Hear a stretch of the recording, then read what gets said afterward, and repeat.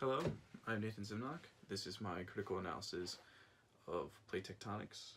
Plate tectonics is the theory that in the Earth's lithosphere, it is consisted of plates and they are constantly in motion. And this makes the continents move, it produces earthquakes, and it produces new land, and it also destroys land. By land is the Earth's crust. And this theory is the most widely accepted because it gives the best explanation for how Earth's land masses move, how Earth's geographical features are formed, and how new land is created and destroyed. This will be analyzed as I will explain the evidence of plate tectonics, explain the counter arguments against plate tectonics, and then I will give my conclusion on what should be the accepted standard theory. Alright, let's start with what the Earth is made of. So first, the Earth consists at the very center, an inner core. It's made of solid iron and nickel, and this temperature can reach up to 55 degrees Celsius from the immense pressure. And then moving up from that is the Earth's outer core, and this is also made of iron and nickel, but instead of being solid, this section is liquid. And then the largest part of Earth is called the mantle, and is made of semi-molten rock, where the bottom is more liquid and the top is more solid. And then the top and smallest layer of the Earth is where humans reside. It's called the crust. And then there are two areas that are going to become important. So is the lithosphere, and that is where the crust and the very upper part of the mantle consist of, and the asthenosphere, and that is the upper layer of the Earth's mantle, and this is where convection occurs. So speaking of convection, so Earth's plates, in plate tectonics theory, is produced by convection currents that occur in the Earth's mantle, and this is the same as what would happen when you're boiling water. Instead of air or water in Earth's mantle, it is the cooler rocks sink to the bottom while the hotter rocks rise, and then that becomes a circulation that moves the plates, away from each other or toward each other. This also, with plate tectonics, this will drive the rock cycle as so metamorphic rocks occur when the rocks are formed under pressure when they come into the mantle, and then igneous rocks occur when they are pushed out of the mantle through volcanic activity, and then the sedimentary rocks happen during erosion while on the Earth's crust, and then those get forced back into the mantle in plate boundaries. So there are three boundaries in plate tectonics. There are convergent boundaries, divergent boundaries, and transform boundaries. I'm going to start with convergent boundaries. So in convergent boundaries, one plate collides with another, and another plate will subduct under the other plate and into the mantle. So the plate that would be subducting is always an oceanic plate. If an oceanic plate converges with a continental plate, as seen in this picture over here, then the oceanic plate will subduct, and it will force magma to form under the continental plate, and it will create volcanic arcs on the continent. As an example, I have South America with the Nazca plate and the South American plate converging into each other, and in Chile, you can see by the triangles, there are a massive line of volcanoes, and that's called a volcanic arc.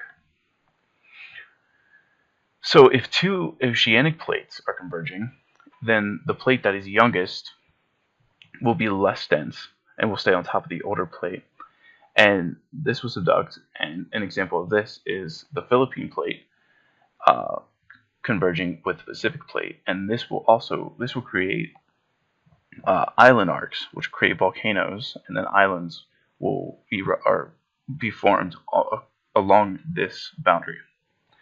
And then if a continental plate is converging with another continental plate, the plates are too thick to subduct with each other, and it will force rock upward, creating mountains. An example of this are the Himalayas.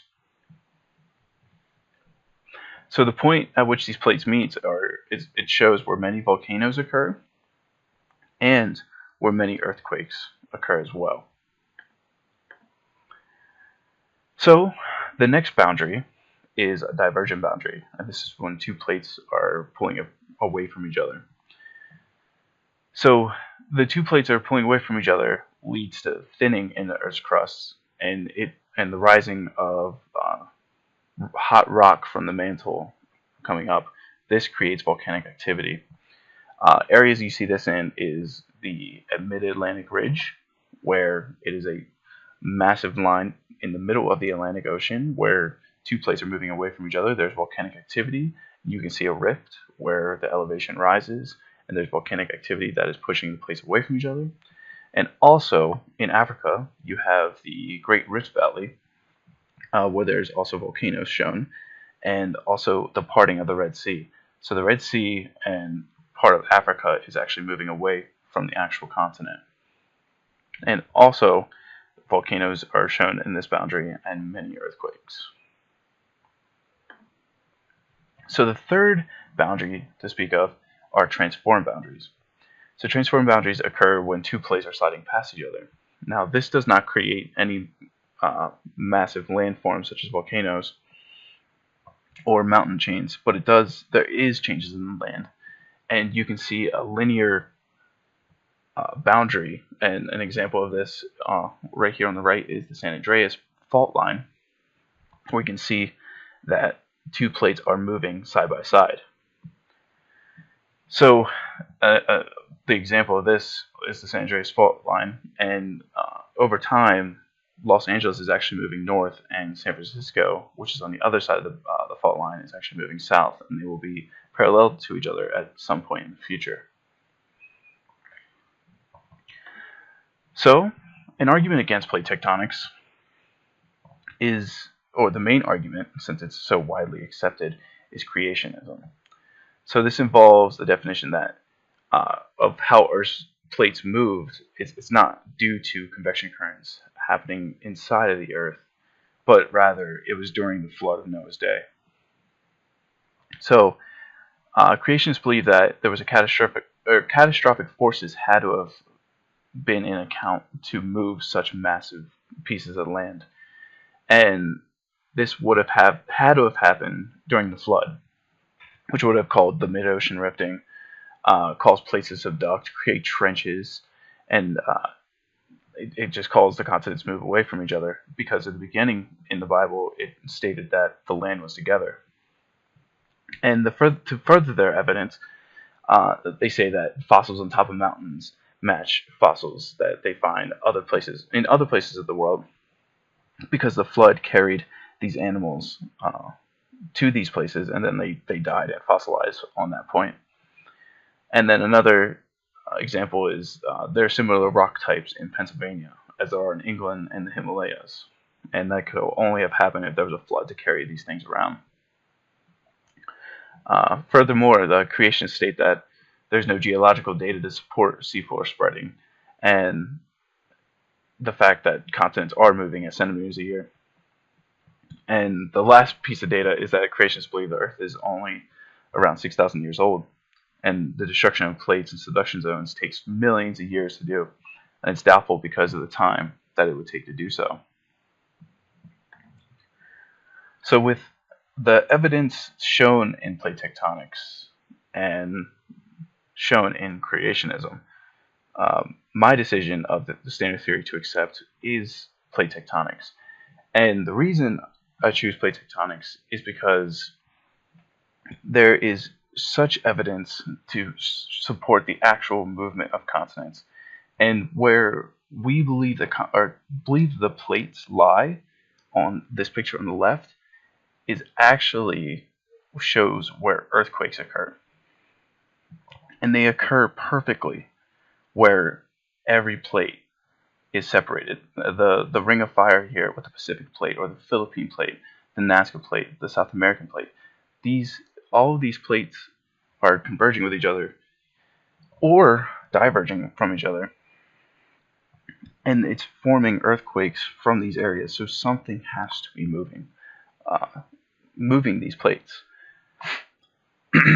Also, the age of rocks between where the continents would have been conjoined at one point line up perfectly with each other.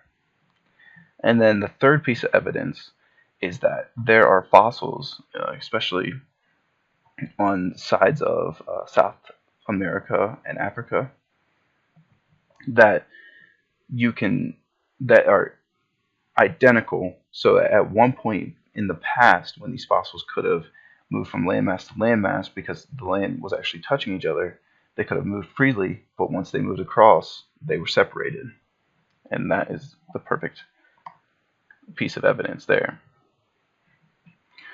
So, in all, the theory of plate tectonics should be accepted over the theory of creationism as a standard theory.